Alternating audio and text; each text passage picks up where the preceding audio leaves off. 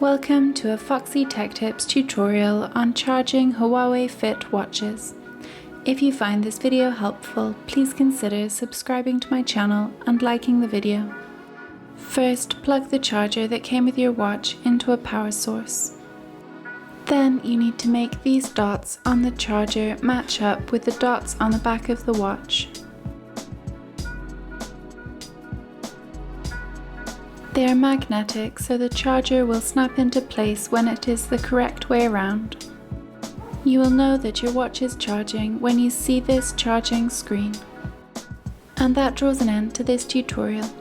Please like the video if you found it helpful and subscribe to Foxy Tech Tips for more Huawei tips and tricks.